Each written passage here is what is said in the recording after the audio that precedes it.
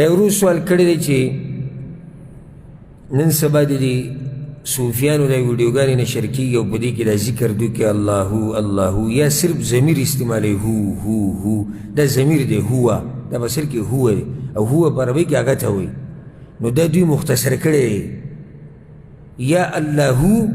او یا هو نو هو څه معنی ده هغه الله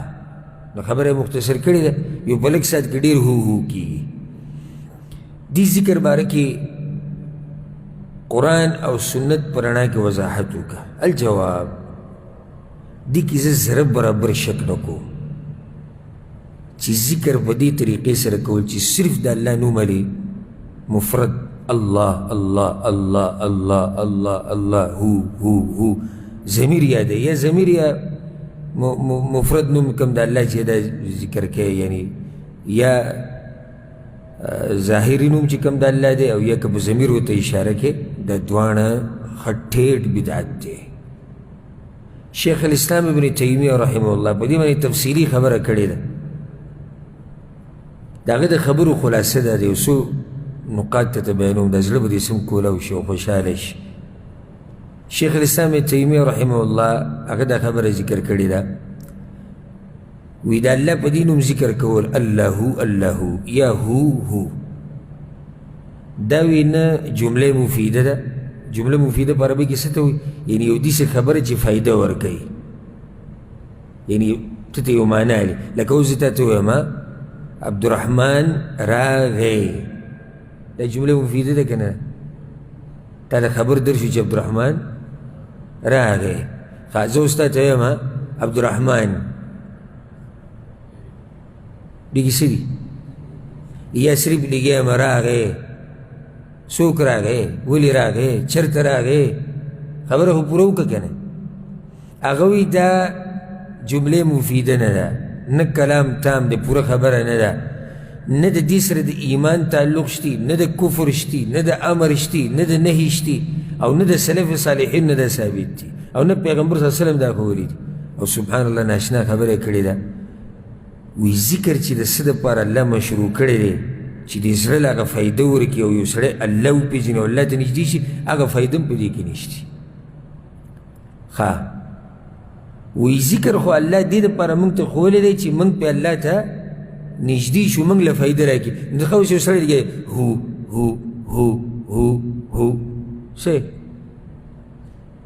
په زړه ساسر کې یو سړی لګیا دی سبحان الله سبحان الله سبحان خبره ده الله پاک دی الله پاک دی په زړه اثر کوي ته الله ته نږدې کړي اوس هو دې شروع کړي څه دي یا الله الله الله الله الله الله څه خو وایه که نه الله څه یو دا خبره سبحان الله دا صوفیان ناشنا خبرې کوي دوی وایي وی دا ذکر موږ په دې کوو چې دا زموږ بعضو شیخانو په دې یو ناشنا دلیل پیش کړی قرآن او حدیث کې خو به دلیل نشته نه د سلف صالحین نه خو د دې صوفیانو بعض شیوخ د دلیل پیش کړی ښه څه دلیل دی وی زه یېرېږم داسې نه چې د نفي او د اثبات په منځ کې مړ شم لکه اوس ته لا اله الا الله نو لا اله د نفي ده چې نشتی معبود په حق باندې نفي شو کنه الا الله مگر یو الله وی داسې نه چې زه دا ووایم لا اله او ساره نه وځي د دلیل ده ګوره نو د دغې یېرې نه موږ خبره مختصر کړه الله الله کوه یا هو کوه دا وی ټول اثبات دی نفي پکې رانله موږ وی هلته د نفي او د اثبات په منځ کې رانه ساو نه وځي د دې نه یېرېږو نو ځکه هم دا کار شروع کړی حدیث کې راځي پیغمبر صلی الله علیه وسلم وی د چا چې زنکدني نو تلقین د لا اله الا الله ورته کوئ معلومه ده مسله تاسو ته ښه داسې کیدی شي او که نه چې ته دې سړي ته وایې چې لا اله الا الله ووایه او دی ووایي لا اله ومړ شي کیدی شي که نه شي کیدی کیدی شي نو ولې پیغمبر وایي ولې پیغمبر دا ښودی شي بله خبره دا ده یو سړی دی ذکر یې کو لا اله ومړ شو جمله پوره کوله خو وخت ورته میلاو نه شو الله یې نه رانیسي، بلکې الله ولا اجر ورکوي. انما الاعمال بالنیات، د اعمالو د خبرو د هر څه دارو مدارو په نیتونو باندې دی. ده خو دا نیت کې نه وي چې یعنې معبودان نشته الله هم نشته والعیاذ بالله، ده خو دا نه وي، ده خو دا ذکر پوره کوو. دا اوس څه ناشنا چې کله ګوره چا سره دلایل نه دی، کوم ځای نه اوس د کوم ځای پورې خبر راوویسته، نو بیا هغه کشران یې څه وویل سبحان الله. زمونږ د مشایخ وایي څومره احتیاط کوي، نو ته ورته ډېر ښه احتیاط کوي چې قرآن او حدیث کې تبدیلي راوسته، دا دوی احتیاط کوي، د پیغمبر طریقه پرېښوده احتیاط کوي. بعض پکې دا وایي، بعض مولیان د دوی وایي دا خو جي الله ویلی دي. ما پرې زم څه درس کې که څه دا خبر راغلی و، وایي الله ویلی چې تاسو دا ذکر کوئ الله الله الله. په کوم ذکر الله ویلي؟ وایي قرآن کې دي چې قل الله، وایه الله. بس دغه دوه ټکي دي د قرآن نه راغلي، ها نه شاته خبره نه مخکې خبره. ښه نو ته آیت خو پوره کړه که نه؟ آیت پوره داسې دی، قل من أنزل الكتاب الذي جاء به موسى نورا وهدى للناس تجعلونه قراطيس تبدونها وتخفون كثيرا وعلمتم ما لم تعلموا أنتم ولا آباؤكم. تپوس کوي پیغمبر دې مشرکانو نه چې د موسی علیه السلام باندې کتاب چا نازل کړی و. تاسو چې اوس انکار کوئ د قرآن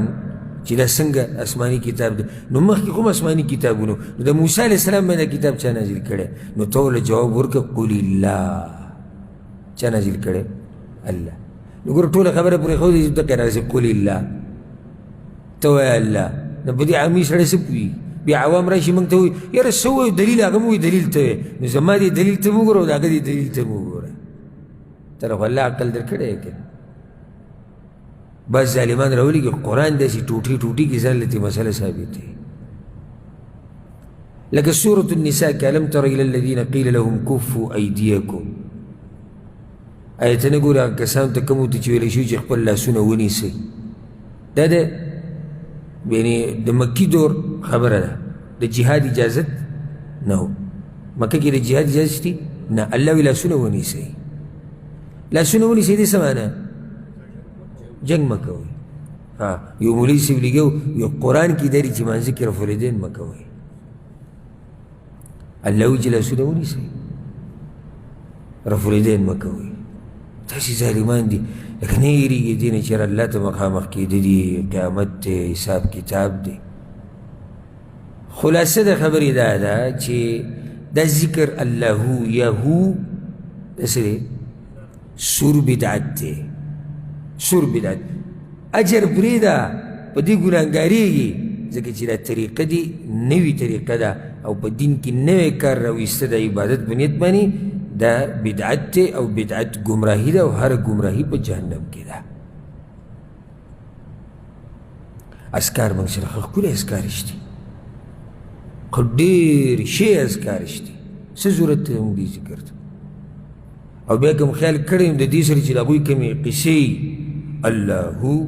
او بیا اللهو او هو او داسې او هلته او بیا پسې چلو شي او بیا پاسې او بیا راولېږي ځمکې له او پټکۍ ته اخ ولاړ شي او دی دېخ ولاړ شي او درې څلور کسان ورته تیار ولاړ هغوی رانیسي او په باباجي کې څه کرڼې او کسې چلي او د دین نه ګپ جوړ کړی. اوس که غیر مسلمه دا د دوی دا کلیپونه ګوري به چې دا د دوی څه یعنې دا کوم دوی دین ته دعوت ورکوي، آیا دې دین ته موږ رابلئ چې په هغې کې دا ګډا جوړی په جوماتونو کې او په هغې کې دو تر دې چې د شعر و شاعري سره د موسیقي او د ساز ماز دا د صوفیان جایز ګڼي. په وجد کې کله نه کله وایي دا چې موږ وجد کې راشو. ځکه امام ابن سیرین رحمه الله وایي چې کم سړی ګور هغه وخت کې هغه دا خبره کړې وایي چې کم سړی دا وایي چې په ما وجد راځي او دا یو خاص کیفیت دی او ته یې صحیح ده یو دنګ دیوال ته بر وخېږي او په هغې کښېنوه او په دې اوس وجد راشي. په پستو قالینو به درس ځان راواچي. چېرته مې لیدلی چې به روډ څوک راولیدلی په ترکولو کې څوک پروت دی؟ نه، خو دغه ښکلي عیسیان ورته لګېدلي او لاندې پوست قالیني او پوره ډرامه جوړه شوي چې راځي به د پیر صاحب سره به لاس ملاوې د لاس ملاولو سره به تا ته کرنټ درشي د کرنټ سره به ته ټوپ کې چې ټوپ کې 2-3 بدې ونیسي دا عبادت دی دا استدلال چې کوم کړی داسې ما ته مخکې ما تاسو ذکر کړي ما سره یو صوفي ملاو شوی یو ځای کې پروګرام و زه ورله تللی وم هغه پکې هم ناست ډېر داسې زما نه خفه و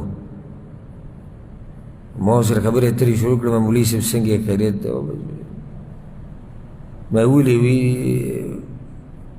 ته وی ډېر رد کوې په دې تصوف باندې نو ما د نن سبا تصوف ولې ته چې قرآن او حدیث ثابت دی نن سبا چې کوم تصوف دی دا به دا ګډا را ګډا او دا قسم یې وي دا قرآن کې دي قرآن کې داسې الله نه هېرېږي قانون قرآن کې به کوم ځای کې دي وی الله وی چې لو انزلنا هذا القرآن على جبل لرأيته خاشعا متصدعا من خشية الله که دا قرآن موږ په غره نازل کړی غر به ریزه ریزه شي وی چې غر ورسره ریزه ریزه کېږي موږ باندې دغه چلو شي موږ بې ځان ټینګولی نه شو ما په تاسو باندې د قرآن ډېر اثر کېږي په صحابه کرامو باندې د دین دا نصیحتونه په تاسو ډېر اثر کېږي په صحابه کرامو په صحابه کرامو باندې نو ما د هغوی باره کې خو راځي چې کله به ورته پیغمبر نصیحت کوو نو دا سرونه به یې ټیټ کړي او څادرې به یې په دې سر راچولې ولهم خنین او ټولو به ژړل غلي به راسو پکې خو یو هم نه دی پاڅېدلی چې ګډېدلی په یو باندې هم وجد نه دی راغلی یو هم ټوپ نه دی والی یو هم چغې نه دي ویلي په یو هم کرنټ نه دی راغلی نو داسې ظالمان دي بیا ګوره لکه دا نه چې خپلې غلطۍ اقرار وکړي د خپلې غلطۍ د ثابتولو دپاره چې دا خبره صحیح ده قرآن او حدیث کې به تحریفات شروع کړي بدلۍ را بدلۍ نو الله دې رحم وکړي زموږ ټولو په حال باندې